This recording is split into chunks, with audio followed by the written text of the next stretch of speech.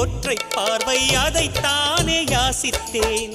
கிடையாது என்றால் கிளியே என் உயிர் போக யோசித்தேன்.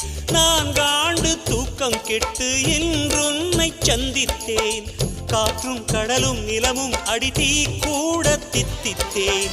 மாணிக்கத்தேரே உனை மலர் கொண்டு பூசித்தேன்.